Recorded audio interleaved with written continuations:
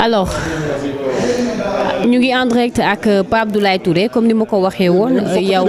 participant nga depuis le. En train de dire là, n'était pas censé de sortir de. On est en famille, on est en camarade,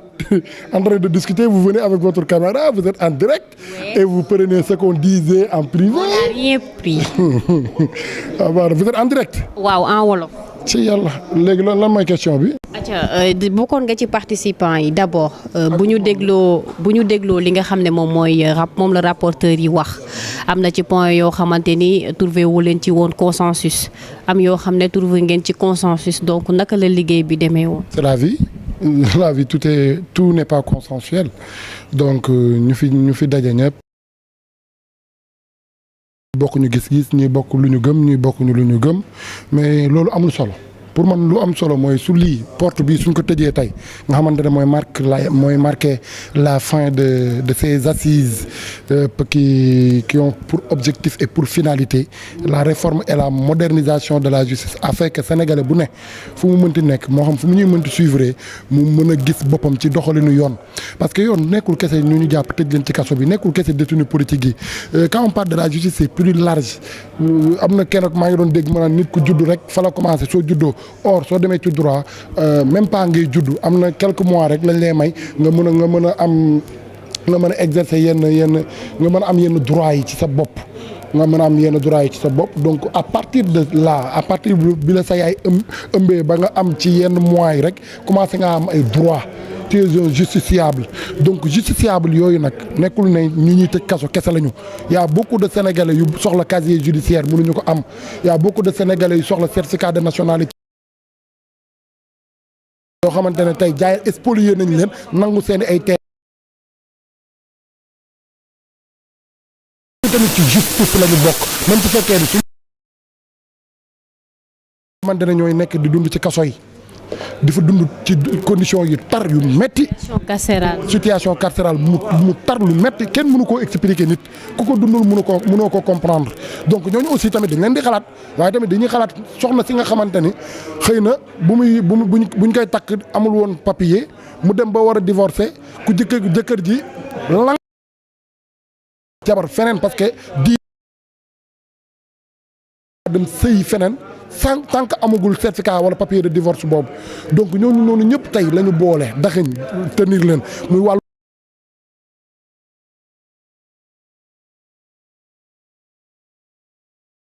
tout ça a été discuté lors de ces jours de concertation, de discussion entre les acteurs, notamment de la justice, parce qu'il y a des magistrats, il y a des greffiers, il y a aussi les ex-détenus, il y a aussi yeneen acteurs yoo xamante ne peut-être identifier leen du yomb ak la société civile, mais nous on est là avec nos idées, vu que ñun am nañu expérience ou bien am nañu malchance dem kaso génn am jafe-jafe ak yoon xëy na ñu indi suñu expérience bu ñu am ci carcéral ak expérience bi ñu am ci par rapport ak lu ñu jàng en tant que apprenti juriste pour mën a xool na ni ñuy def ba yoon gën a mën a ñoŋ ci réew mi. sa intervention tout à l'heure dañ lay dégg nga waxu suppression L29 L30 ba ci L139 lan moo waral nga taxaw ci point boobu. waaw soo gisee sànq sama intervention devant le public ma ne parce que dama ko déggul ci rapport kii rapporté mu wax ko article L29 L30 soo xool luy taal réew mi yëpp moom moo ko indi Sénégal daaw ci heure bi man maa ngi woon section de recherche article L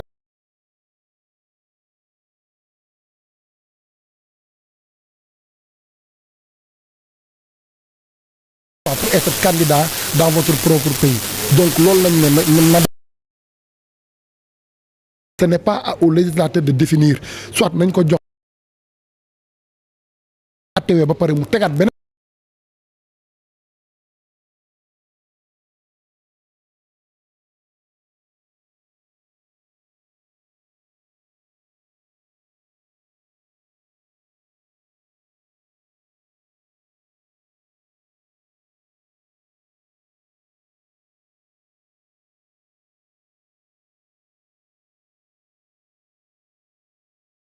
article 139 bu code de procédure pénale pour ñu jàng droit mooy article biy jox un droit absolu au procureur de la viser les articles 56 à 100 du code pénal ainsi que l'article 255 du code pénal. Donc article 139 boobu mooy ñëw ne si le procureur requiert après avoir visé ces articles que je viens d'énumérer considérés comme des articles contre la sûreté de l'État et l'infraction contre diffusion de fausses nouvelles,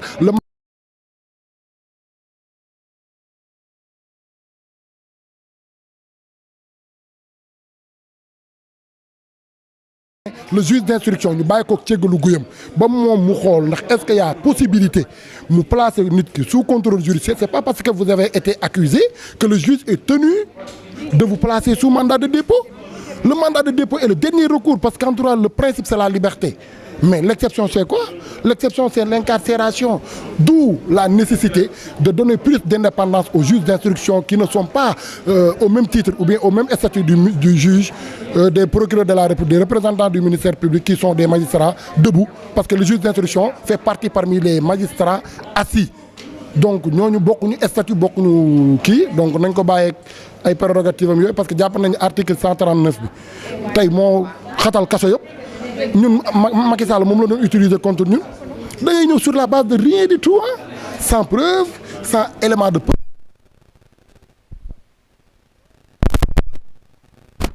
ñu xool sa dossier loolu daal daanaka waxtaan na. may jeexaleeg yow mooy d'accord nga ci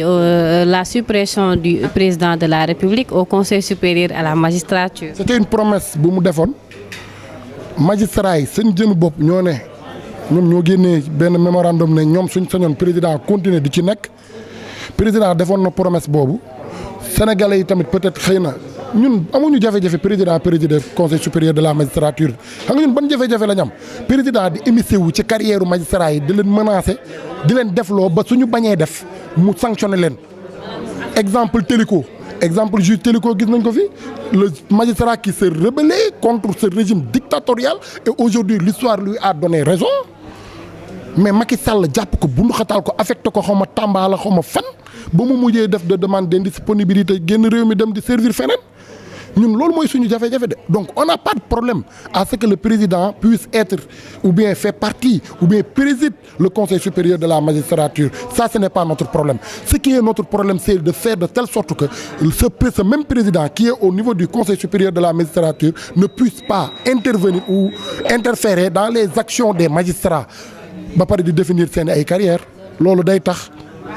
magistrats yi dañuy xaw a am lu leen tënk dañuy ragal yenn yi ba lépp lu ñu leen sant dañ koy obligé def parce que suñ ko deful sanction mën na leen ci fekk mën nañ leen affecté feneen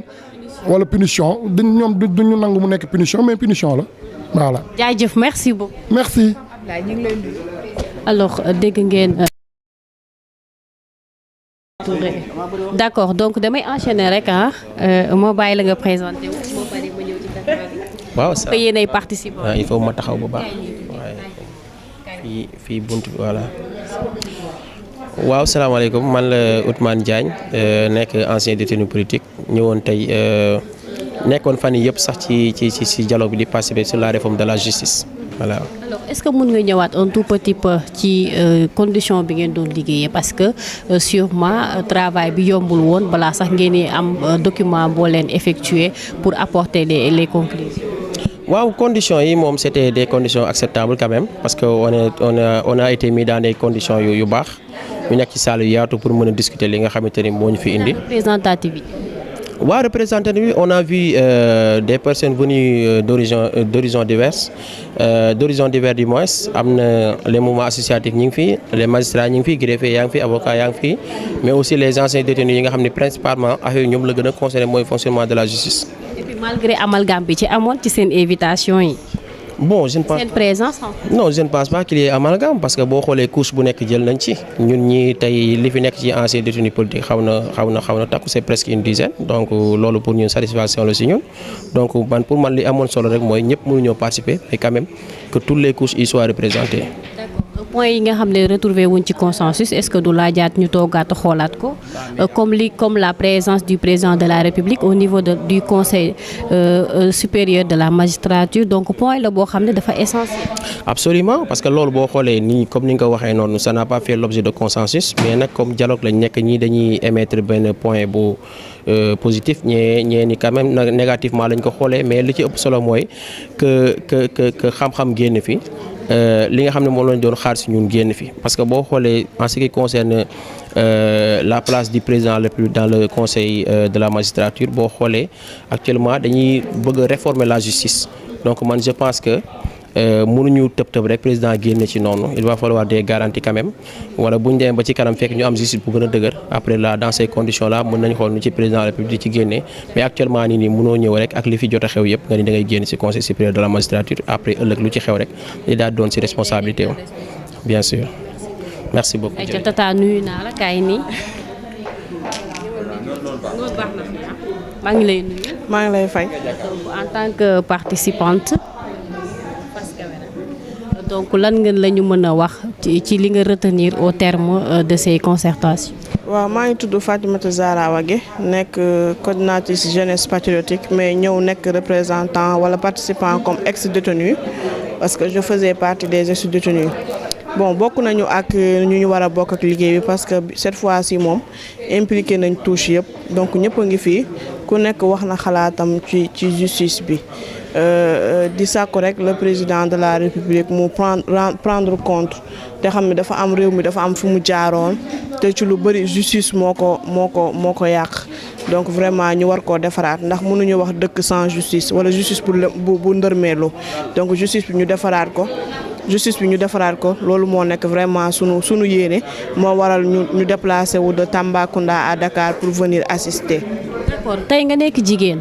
boo déggee ci code de la famille bi ñu instauré ci ay proposition de loi yu bees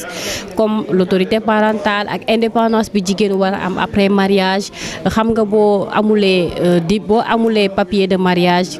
sa jëkkër accordé wu la divorce pour nga revivre des métiers tey en tant que jigéen boo gisee loolu mu bokk ci proposition yi lan lay def. waaw lu ñu rafetlu la mais lu ñuy ñaan aussi lépp lu ñu mën a def rek ci code de la famille bi nañ ci jiital diine parce que aussi diine moom moo njëkk jox cër jigéen moom moo njëkk jox dayo jigéen donc lu ñu mën a changer code de la famille nañ ci boole diine bi nga xam ne diine bi moom moo njëkke mais aussi ñu fexe ba mu méngoo ak sunu société comme ni nga ko waxee jigéen dafa nekk ku faible ci mariage wala en dehors mariage bu divorcé donc loolu bu ñu ko jëlee en compte bu ko defee jigéen ñi bu nekk dinañ mën a jëlaat seeni ay responsabilités. c'est important merci beaucoup. merci. Aïcha ma continuer kilifa gi fan mooy baax jéey fan mooy baax foofu baax na ok donc dégg ngeen kàddu yi nga xam